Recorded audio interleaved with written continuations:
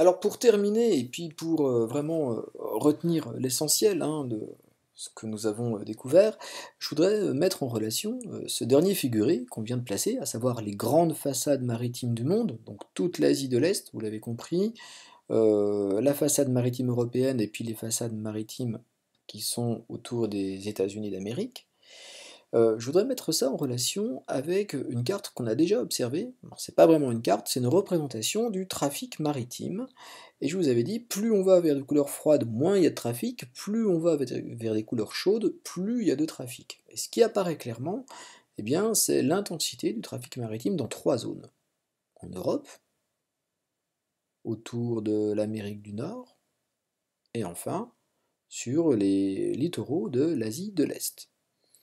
Alors ce que ça nous montre, ça, c'est que toutes les régions du monde ne sont pas aussi également intégrées dans ce trafic maritime mondial. Toutes les régions sont reliées, on le voit bien, tous les espaces maritimes, tous les territoires sont plus ou moins reliés par ces connexions maritimes. Par contre, il y en a d'autres où le nombre de connexions est beaucoup plus important. Alors, pour que vous compreniez bien ce que je veux vous dire, je vous montre encore un planisphère assez intéressant.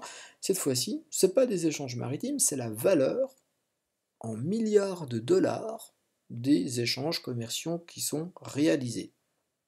Alors, vous avez deux façons de les représenter graphiquement sur le planisphère.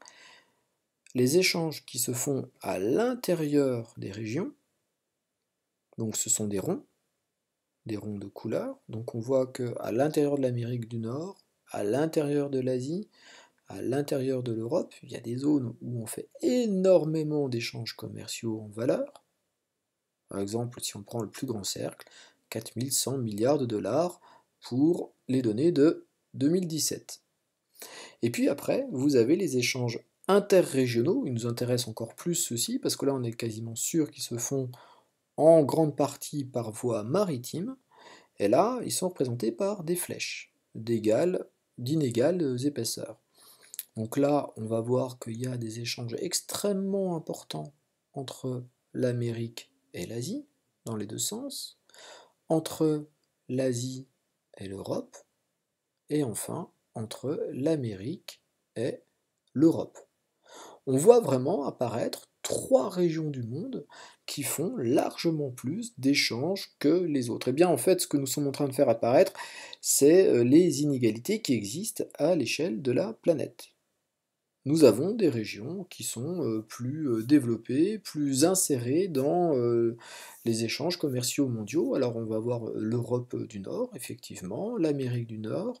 Pour l'Asie, on va voir le Japon, la Corée du Sud, le littoral chinois, donc l'Asie de l'Est. Donc attention, parce que la Chine, c'est pas un pays développé au sens où toute la population a un niveau de développement satisfaisant, c'est un pays émergent, hein, un pays émergent d'Asie.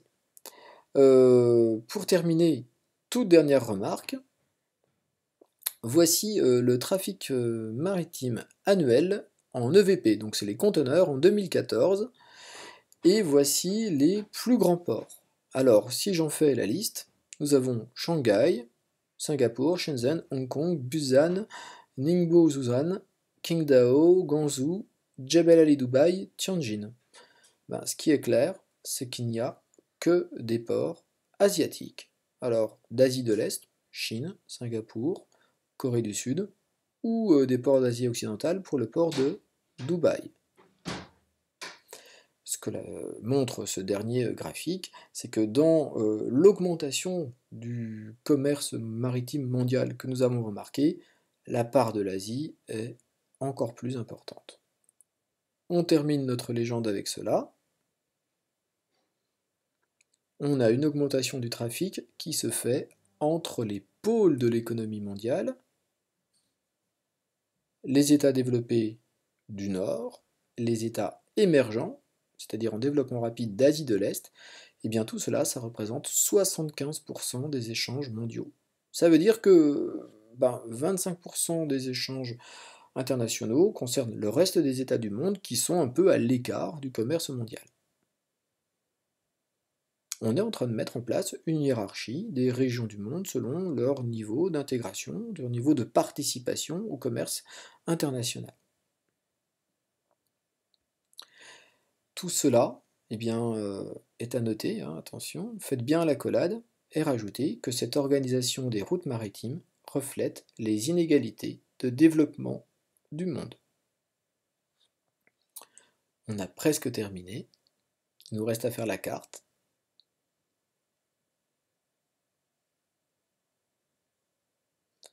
Donc sur la carte, on va placer nos 3 grands pôles de l'économie mondiale. Ça, c'est fondamental, c'est à retenir, c'est la base de la géographie actuelle du monde. Les voilà. L'Amérique du Nord, États-Unis, Canada, l'Europe, et surtout l'Europe de l'Ouest, et puis enfin l'Asie de l'Est. Donc on les note, Amérique du Nord, Europe, Asie orientale, ça veut la même chose qu'Asie de l'Est.